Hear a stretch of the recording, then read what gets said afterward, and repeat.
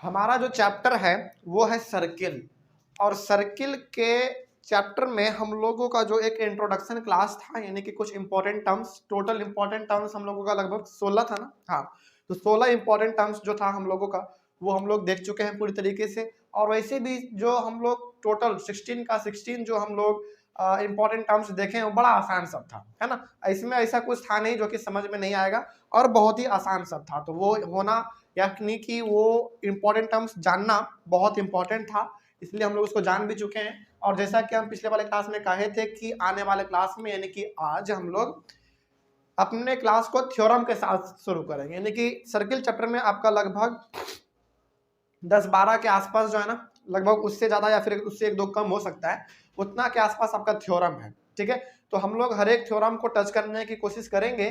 और यहाँ पे हमारे पास आज फिलहाल 3 थ्योरम है, थ्योरम 1, 2 और 3। तो इसको हम लोग सॉल्व करेंगे, यानी कि इसको कैसे प्रूफ करना है, ये क्या कहना चाहता है, उसको हम लोग यहाँ पे देखेंगे। चलिए अब शुरू करते हैं हम लोग अपना, बिना किसी देरी के। सबसे पहला थ्योरम देखिए ध्यान से, हालांकि तीनों का तीनों थ्योरम है ना बड़ा आसान है। अच्छा, एक चीज और, इस थ्योरम को बताने से पहले हम एक चीज ये श्योर करना चाहेंगे कि ट्रायंगल चैप्टर जो आपका था क्लास 9th का ट्रायंगल चैप्टर, वो आप लोग पढ़ चुके हैं पूरी तरीके से। ट्रायंगल चैप्टर का यदि एक खास बात हम लोग यदि अपने दिमाग में लाएं तो वो ये था कि हम लोग अधिकतर 2 ट्रायंगल को आपस में कॉन्ग्रुएंट करते थे, है ना। तो यदि वो चीज मालूम है तो सर्किल चैप्टर में बहुत उसका काम आने वाला है। कॉन्ग्रुएंट का जो कॉन्सेप्ट था ट्रायंगल चैप्टर में जो हम लोग सीख चुके हैं, वो चीज बहुत इसमें काम आने वाला है। और इन तीनों के तीनों थ्योरम में आपको वही चीज देखने को मिलेगा। और आगे वाले थ्योरम में जो आएगा या फिर जो सवाल हम लोग सर्किल के चैप्टर में बनाएंगे, उसमें भी कॉन्सेप्ट जो है कॉन्ग्रुएंट का वो लगता है। ठीक है, तो चलिए उसको भी हम लोग यहाँ पे ध्यान में रखेंगे। यदि ट्रायंगल के चैप्टर में जो हम लोगों ने कॉन्ग्रुएंट करना सीखा था उसमें कोई डाउट है तो एक बार आप उसको जाके रिवाइज कर लीजिएगा, सारा कुछ आपके यूट्यूब पे अवेलेबल है।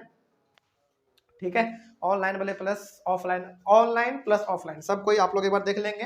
यदि कोई डाउट है तो, नहीं तो फिर तो यहाँ पे हम लोग अपना शुरू करेंगे ही।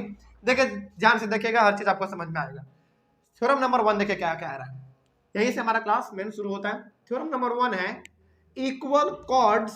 अच्छा, एक चीज और, जैसे यहाँ पे एक नया वर्ड इस्तेमाल हो गया कॉर्ड। अब आपको मेरे हिसाब से कंफ्यूजन नहीं होना चाहिए कि कॉर्ड क्या होता है, क्योंकि हम लोग पिछले वाले क्लास में जान चुके हैं, है ना। तो equal chords of a circle subtend equal angles at the centre, मतलब कि आपको प्रूफ करना है। ठीक है, एनसीईआरटी में ना इसी प्रकार से थ्योरम लिखा हुआ रहता है। देखो यहाँ पे कहीं पे भी नहीं लिखा हुआ ना कि प्रूव दैट, ऐसा तो कहीं नहीं लिखा हुआ, लेकिन एनसीईआरटी का लिखने का तरीका यही है। ठीक है, तो इसमें आपको बेसिकली प्रूफ ये करना है कि equal chords of a circle. चलो पहले बनाते चलते हैं तो हमारा जो कंफ्यूजन है वो भी दूर होता चला जाएगा। चलिए, तो सबसे पहले यहाँ पे एक सर्किल का बात हुआ है तो हम लोग पहले एक सर्किल ही बना लेते हैं सबसे पहले, बाद में देखेंगे बाद में क्या कहना चाह रहा है ये। अब चूंकि ये सर्किल है और सर्किल का हमारा जो सेंट्रल पॉइंट बीच का होता है उसको हम लोग जनरली ओ से डिनोट कर देते हैं। ठीक है, अब यहाँ पे क्या कहा गया है उसको ध्यान से देखेंगे तो समझ में आएगा आपको। इसमें कहा गया है कि equal chords of a circle, यहाँ पे ना कॉर्ड नहीं कहा, यहाँ पे कॉर्ड्स कहा, मतलब कि यहाँ पे बात कहना चाह रहा है 2 कॉर्ड का, है ना। तो वो हम लोग यहाँ पे 2 कॉर्ड अपना बनाएंगे। ठीक है, बनाएंगे, अभी पहले देख लेते हैं। तो equal chords of a circle subtend equal angles at the centre, इसका मतलब क्या हुआ। अच्छा, यहाँ पे ना सबसे पहले तो 2 कॉर्ड्स का बात हुआ है, 2 कॉर्ड का बात हुआ है, तो 2 कॉर्ड हम लोग बना लेते हैं पहले। ठीक है, चलिए तो सबसे पहले हम लोग 2 कॉर्ड बना लेते हैं। एक कॉर्ड सपोज हम यहाँ पे बना लेते हैं, ये हमारा क्या कहलाता था याद कीजिए, कॉर्ड कहलाता था। तो एक कॉर्ड हमारा यहाँ है, हम बनाना चाहें दूसरा कॉर्ड तो हम यहाँ पे भी बना सकते हैं, लेकिन हम यहाँ पे बनाएंगे दूसरा कॉर्ड। ठीक है, तो ये दोनों का दोनों हमारा क्या है, कॉर्ड है। अब कह रहा है कि इक्वल कॉर्ड्स, ये दोनों कॉर्ड जो है ना वो कैसे कॉर्ड है, इक्वल है। इसका मतलब जितना लेंथ इसका होगा उतना ही लेंथ इसका भी होगा, इतना मालूम चल गया हमको। तो equal chords of a circle, ठीक है, subtend equal angles, subtend equal angles at the centre. अब आपको प्रूफ ये करना है कि ये दोनों कॉर्ड आपस में इक्वल है और ये दोनों कॉर्ड जो है ना इस सेंटर पे जो एंगल बनाएगा वो भी इक्वल होगा, ये आपको प्रूफ करना है। तो अब चूंकि यहाँ पे अब थोड़ा बहुत आपको कंफ्यूजन होगा तो हम यहाँ पे पहले ही बता देते हैं कि ये हमारा कॉर्ड है और ये कॉर्ड इस सेंटर पॉइंट पे एंगल तभी बना पाएगा जब हम लोग इसको इससे ज्वाइन करेंगे, है कि नहीं। उसी प्रकार से ये कॉर्ड इस सेंटर पे तभी एंगल बना पाएगा जब हम इसको इससे ज्वाइन कर देंगे, है कि नहीं। तो अब आपको प्रूफ क्या करना है वो जरा देखिए। प्रूफ आपको ये करना है कि ये कॉर्ड यहाँ पे जो एंगल बनाएगा और ये कॉर्ड यहाँ पे जो एंगल बनाएगा, ये दोनों एंगल आपस में इक्वल होंगे, यही आपको प्रूफ करना है। तो अब एक बार दोबारा थ्योरम को देखिए और इस डायग्राम को देखिए, क्या समझ में आ रहा है। इक्वल कॉर्ड्स, ये कॉर्ड और ये कॉर्ड इक्वल है, बात खत्म, ठीक है। Of a circle subtend equal angles at the centre मतलब सेंटर पे इक्वल एंगल बनाएगा, ये आपको प्रूफ करना है। तो इसमें ना हिंट जो दिया हुआ वो ये हिंट ये है कि दोनों कॉर्ड आपस में इक्वल है और आपको प्रूफ करना है कि ये दोनों एंगल भी इक्वल होंगे, ये आपको प्रूफ करना है। चलिए तो प्रूफ कैसे करना होता है वो हम लोग देख लेते हैं। सेंट्रल पॉइंट को हम लोग O से डिनोट कर देते हैं, ठीक है। यहाँ पे इसको A दे देते हैं, इसको B, इसको P और इसको Q नाम दे देते हैं, कुछ भी दे सकते हैं हम लोग इसको। चलिए अब आगे बढ़ते हैं, ध्यान से अब समझेंगे। तो सबसे पहले हम लोग लिखते थे, याद कीजिए क्या लिखते थे सबसे पहले, जब भी सवाल थ्योरम वाला हो या फिर सवाल आपका प्रूफ दैट करने वाला हो, उसमें हम लोग पहले टू गिवन, पहले गिवन लिखते हैं, फिर टू प्रूव लिखते हैं, उसके बाद फिर यदि कंस्ट्रक्शन का जरूरत है तो कंस्ट्रक्शन लिखते हैं, उसके बाद जाके प्रूफ करते हैं, ठीक है। तो हम लोग एक एक प्रोसेस को यहाँ पे ध्यान में रखते हुए बनाते हुए चलेंगे। तो गिवन में यहाँ पे आपको क्या दिया हुआ है, गिवन में आपको यहाँ पे जो है ना एक सर्किल दिया हुआ है जिसका सेंटर O है और रेडियस R है। अब आपके मन में सवाल आ गया होगा कि सर ठीक है आपने सेंटर यहाँ पे O लिख दिया लेकिन रेडियस कहाँ दिया हुआ है। कोई बात नहीं, रेडियस मान लो, है कि नहीं। ये भी हमारा एक रेडियस है, ये भी रेडियस है, ये भी रेडियस है और ये भी रेडियस है। तो अब चूंकि एक बात बताइए, क्या एक सर्किल में रेडियस अलग अलग हो सकता है क्या? नहीं, सारे एक होंगे। तो यहाँ पे इसको आप मान लीजिए रेडियस, तो जितना ये उतना ही ये उतना ही ये और उतना ही ये, तो हो गया, बात खत्म। तो गिवन आपके पास था एक सर्किल जिसका सेंट्रल पॉइंट O था और जिसका रेडियस R था, ठीक है, ये आपको गिवन है। दूसरा चीज गिवन एक चीज और दिया हुआ है, एक चीज और है, एंड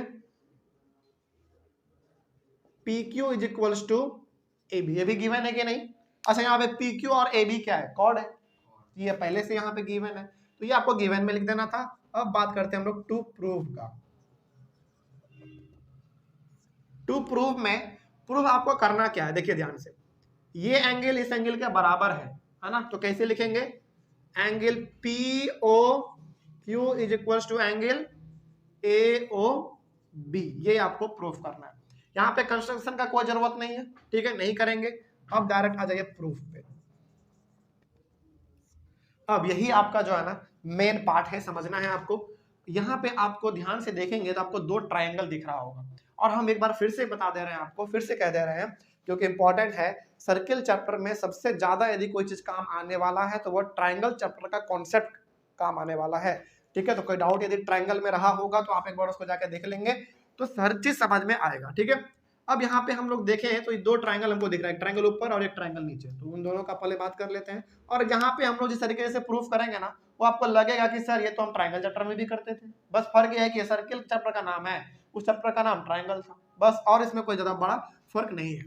चलिए हम बात कर लेते हैं दोनों ट्रायंगल का। In triangle POQ and triangle AOB, यानी कि ये ट्रायंगल और ये ट्रायंगल का हम बात कर रहे हैं। अच्छा एक बात बताइए जरा, इस ट्रायंगल POQ का ये वाला साइड इस ट्रायंगल के साइड के बराबर होगा कि नहीं होगा? दोनों रेडियस है, वही बराबर होगा, है कि नहीं। यानी कि इस ट्रायंगल का ये वाला साइड और इस ट्रायंगल का ये वाला साइड दोनों बराबर होगा, बिकॉज बोथ आर रेडियस। तो हम यहाँ पे लिख सकते हैं कि PO is equals to AO, ठीक है ना। उसके बाद उसी प्रकार से OQ जितना होगा उतना ही OB होगा, वो भी रेडियस ही है, तो जितना हमारा OQ होगा उतना ही हमारा OB होगा। इन दोनों का सेम रीजन लिखेंगे, क्या, बोथ आर रेडियस, RADIUS,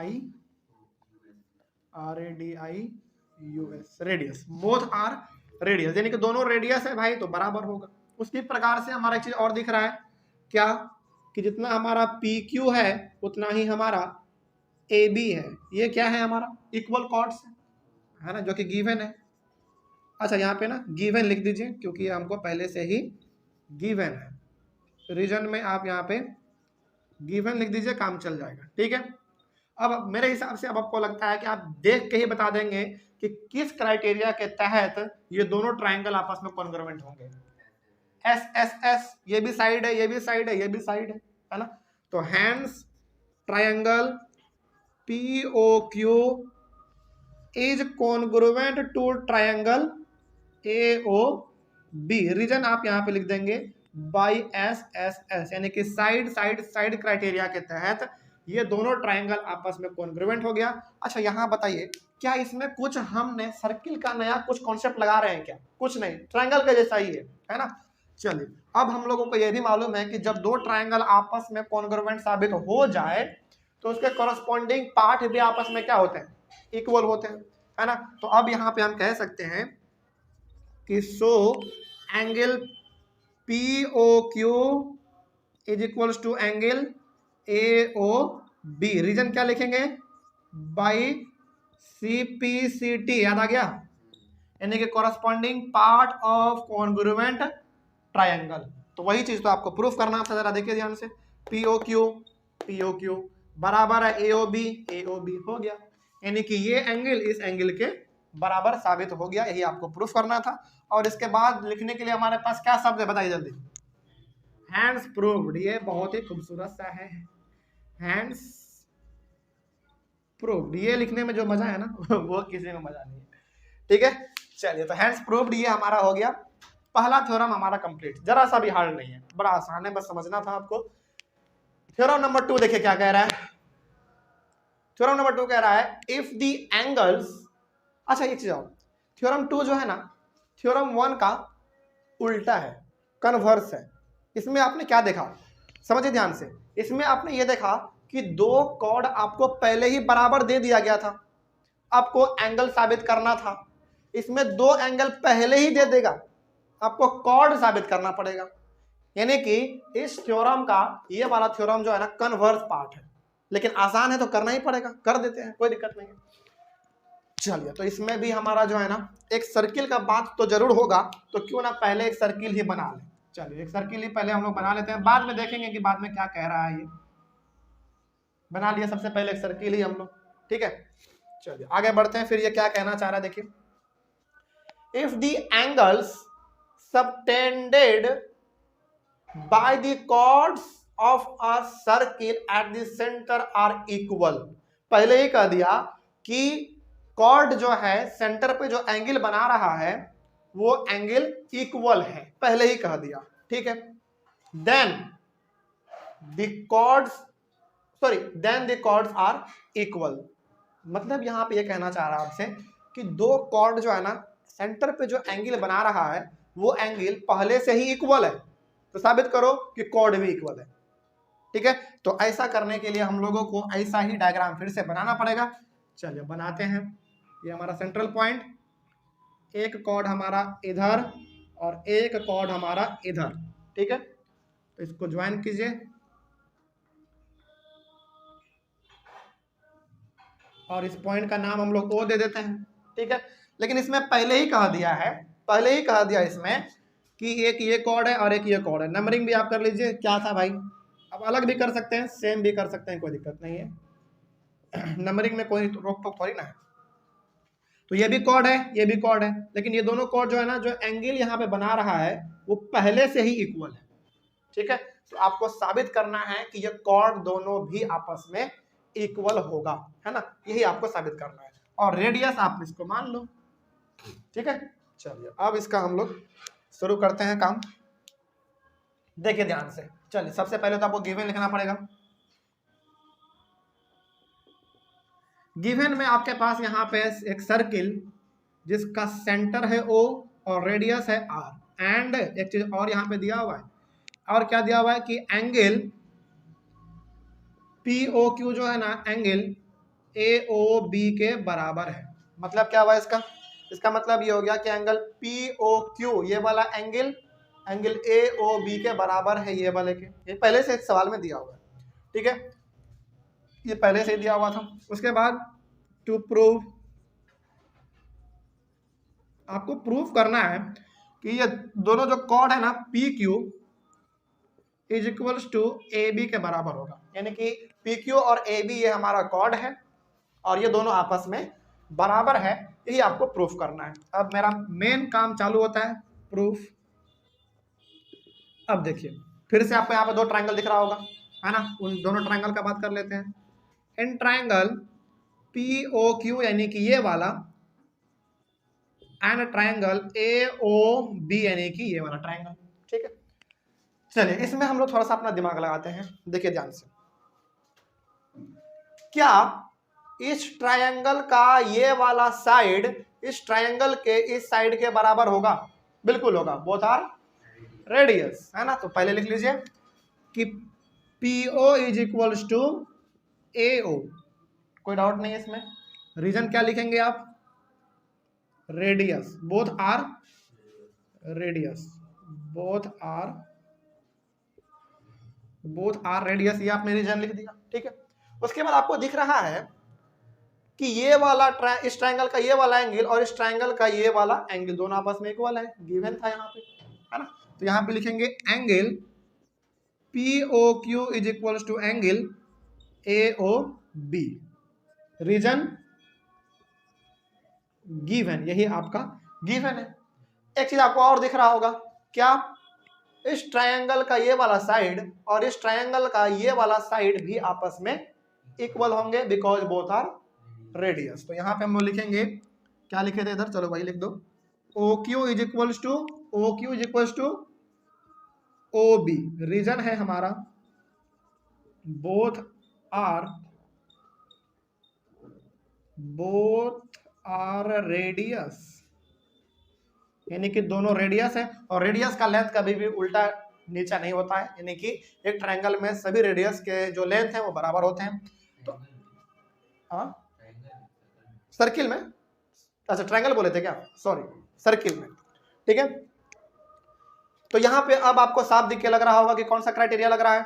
ये दोनों हमारा क्या है, साइड है, ये दोनों क्या है, एंगल है, ये दोनों क्या है, साइड है, यानी कि SAS लग गया, है ना। तो यहाँ पे हम लोग कह देंगे कि hence triangle POQ is congruent to triangle AOB, reason है हमारा बाई SAS, यानी कि साइड एंगल साइड क्राइटेरिया के तहत ये दोनों ट्रायंगल हमारा आपस में कॉन्ग्रुएंट हो गया। सो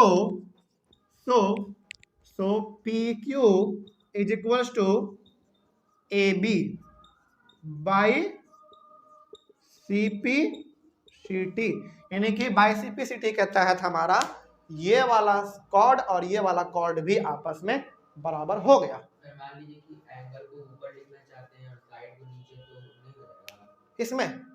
मतलब आपका सवाल ये है कि सर ये साइड है, ये एंगल है, ये साइड है, क्या हम एंगल को पहले लिख दें, इसको इधर लिख दें, तो भी सही है। हम बार बार ना अपने मैथ में जब हम ट्रायंगल चैप्टर पढ़ा रहे थे उसमें भी आपने ये चीज गौर किया होगा कि हम ना सीक्वेंस वाइज लिखते हैं, है ना। इससे ना टीचर को भी सहूलियत होता है, टीचर देख लेते हैं कि अच्छा पहले साइड है, फिर एंगल है, फिर साइड है, यानी कि SAS, अच्छा यहाँ पे भी SAS, मतलब कि लड़का थोड़ा सा सिस्टमैटिक वे में लिख रहा है। देखो एक चीज ना आपका जो कंफ्यूजन वो हम दूर कर दें, यदि इस एंगल को आप पहले लिख दें और इस साइड को आप यहाँ पे लिख दें तो गलत नहीं है, बिल्कुल गलत नहीं है, लेकिन यहाँ पे लिखने का तरीका और यहाँ पे जो आपने ड्रॉ किया वो भी तो मैच करना पड़ेगा ना, है कि नहीं। यदि हम इसको ऊपर कर दे और इसको नीचे कर दे और लेकिन यहाँ पे हम SAS लिख दे तो भी सही है, तो भी सही है। लेकिन हम, मेरा तरीका क्या होता है ना बताने का, कि हम एक सीक्वेंस वाइज क्यों ना चले। जैसे यहाँ पे आपने देखा SAS, पहले साइड है, फिर एंगल है, फिर साइड है, तो पहले साइड, फिर एंगल, फिर साइड। ये तरीका हमको ठीक लगता है क्योंकि सीक्वेंस में चलो फिर यहाँ पे वही चीज लिख दो तो अच्छा लगता है देखने में, है ना। एक सिस्टमेटिक वे में लगता है कि बच्चे को कॉन्सेप्ट मालूम है और वो एक तरीके से सजा के लिखना चाह रहा है, तो ये अच्छा तरीका होता है।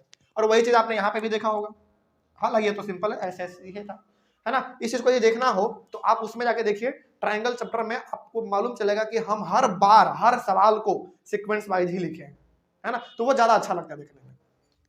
तो आप लोग भी कोशिश कीजिएगा कि जो क्राइटेरिया आप लगाना जा रहे हैं उसी क्राइटेरिया के तहत यानी कि लिखेंगे उसको सीक्वेंस में।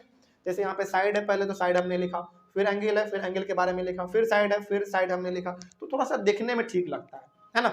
चलिए, ये तो हमारा हो गया प्रूफ, और नीचे हम लोग लिख देते हैं अपना खूबसूरत सा word, hands proved, hands proved. और ये एक लाइन खींचने के बाद तो बात ही अलग हो जाता है ना। चलिए, वो हो गया। अब हमारा है थ्योरम नंबर 3। इन दोनों में तो कोई डाउट नहीं, बस थ्योरम नंबर 1 का थ्योरम नंबर 2 जो है वो उसका रिवर्स था, यानी कि कन्वर्स था, तो कुछ इसमें नया बात हमको नहीं लगा। अब बात करते हैं हम लोग थ्योरम नंबर 3 का। थ्योरम नंबर 3 क्या कह रहा है, ध्यान से पढ़िए, आधा सवाल आपका पढ़ के ही मालूम चल जाएगा। देखिए ध्यान से क्या कह रहा है, कह रहा है the perpendicular from the centre of a circle to a chord bisects the chord. मतलब ये हो गया कि एक सर्किल है और उस सर्किल पे कॉर्ड खींचा हुआ है, ठीक है, और उस कॉर्ड पे ना सर्किल के सेंट्रल पॉइंट से एक परपेंडिकुलर खींचो, और जब आप परपेंडिकुलर खींचेंगे तो वो जो कॉर्ड था वो बाइसेक्ट हो जाएगा। बाइसेक्ट का मतलब दो इक्वल पार्ट में डिवाइड हो जाएगा, ठीक है। इसको हम लोग ऐसे बोल तो दिया, लेकिन इसको लिखना पड़ेगा। चलिए, इसको थोड़ा सा ना हम लोग लिखते हैं और समझते हैं कि आखिर ये सवाल क्या कहना चाह रहा है। सर्किल बनाइए सबसे पहले। अरे ये क्या बन गया, थोड़ा सा यहाँ पे मैच करना पड़ेगा ना।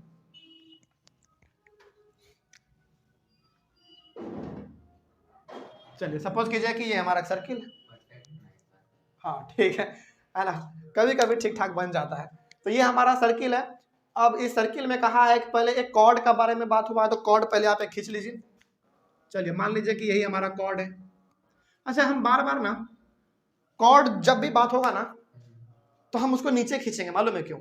क्योंकि नीचे खींचना ना, सवाल बनाना नीचे खींच के आसानी से बन जाता है, कंफ्यूजन उतना नहीं होता है ना। हम खींचने का इधर भी खींच सकते थे, इधर भी खींच सकते थे, इधर भी खींच सकते थे, लेकिन नीचे ठीक लगता है, क्योंकि ह्यूमन बिहेवियर है कि उसको सिंपल चीज ज्यादा पसंद होता है ना। तो जितना आसान तरीके से बन जाए उतना कोशिश करना है ना, मैथ को ज्यादा कॉम्प्लेक्स नहीं बनाना है।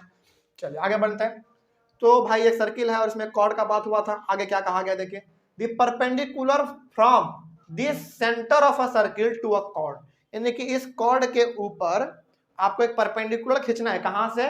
सर्किल के सेंटर से। तो मान लीजिए कि यह हमारा सर्किल का सेंट्रल पॉइंट है, इस सेंट्रल पॉइंट से आपको इस कॉर्ड के ऊपर एक परपेंडिकुलर खींचना है ना। और परपेंडिकुलर का मतलब होता है बिल्कुल 90 डिग्री, है कि नहीं?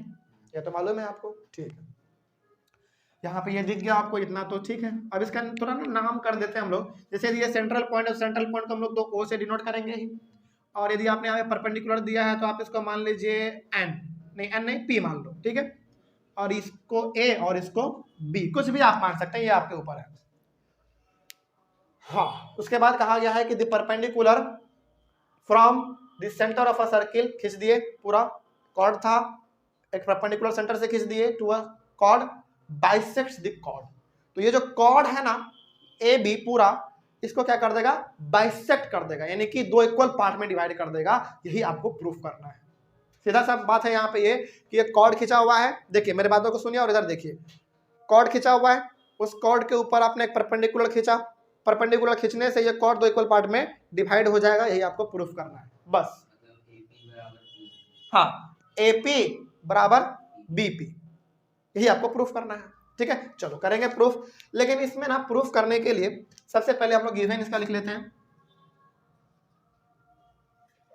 इसका गिवन।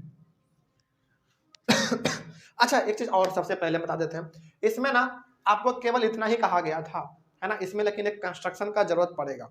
कंस्ट्रक्शन क्या है कि आपको जो है ना O को A से मिलाना है और O को B से मिलाना है, और ये जो आप मिला रहे हैं ये बेसिकली हमारा है क्या?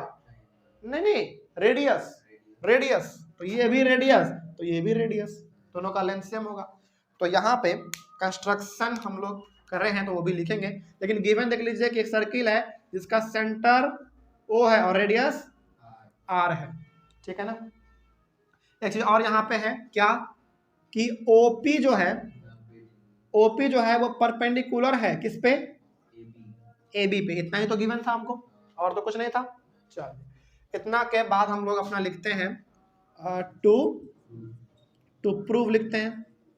और टू प्रूव में आपको करना क्या है कि जो आपका पूरा कोड है ए बी, ये जो है ना दो इक्वल पार्ट में डिवाइड हो जाएगा, यानी कि ए पी बराबर बी पी या फिर पी बी, है ना।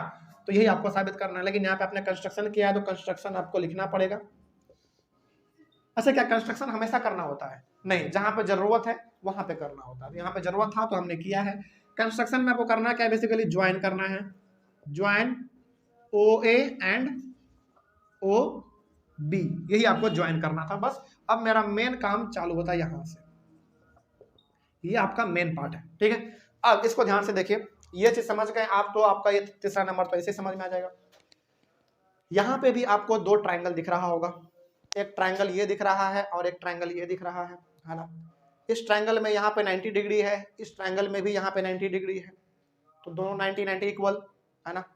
और इस ट्राइंगल का ये क्या हो गया, हाइपोटेनस हो गया, क्योंकि 90 के सामने वाला साइड हमारा हाइपोटेनस कहलाता है। तो ये भी आर है और इस 90 के सामने भी हमारा आर है, यानी कि हाइपोटेनस भी दोनों का इक्वल और 90 भी दोनों का इक्वल। तो हमको यहाँ पे लग रहा है कि आरएचएस वाला क्राइटेरिया फिट हो सकता है, और ये वाला साइड ओपी दोनों में कॉमन है, बस हो गया, है ना। तो यहाँ पे हमारा आरएचएस वाला दिख रहा है, कैसे देखिए ध्यान से। तो हम लोग बात करने वाले हैं इन ट्राइंगल, अच्छा यहाँ पे ट्राइंगल नहीं आप कहेंगे, राइट ट्राइंगल कहेंगे, इन राइट ट्राइंगल। पहले नाम ले लेते हैं AOP, AOP and right triangle BP, नहीं BOP, BOP। तो दो ट्राइंगल हमने यहाँ पे ले लिया, वो भी राइट ट्राइंगल है, दोनों का दोनों हमारा राइट ट्राइंगल है। तो AOP यानी कि AOP एक ये वाला और दूसरा ट्राइंगल BOP यानी कि ये BOP ये वाला, दोनों ट्राइंगल हम लोग ले लिए यहाँ पे। चलिए अब हमारा मेन काम चालू होता है। यहाँ पे देखिए angle OPA is equals to angle OPB, reason बिल्कुल सही, बोथ आर 90 डिग्री, यानी कि ये वाला एंगल और ये वाला एंगल दोनों बराबर है क्योंकि दोनों 90 है। आर हो गया हमारा कंप्लीट। अब एच का बात कर लेते हैं, यानी कि हाइपोटेनस का। हाँ, AO is equal to BO, ये दोनों हमारा क्या है, बोथ आर रेडियस, यानी कि ये वाला और ये वाला दोनों हमारा रेडियस है, तो दोनों आपस में इक्वल होगा, ठीक है। तो ये हमारा हो गया R यानी कि 90 वाला, ये हो गया H यानी कि हाइपोटेनस वाला, और एक S बचता है RHS, S मतलब हमारा OP दोनों में कॉमन है साइड, तो OP बराबर OP, क्योंकि दोनों में कॉमन है वो, तो कॉमन रीजन लिख देंगे यहाँ पे, कॉमन हो गया।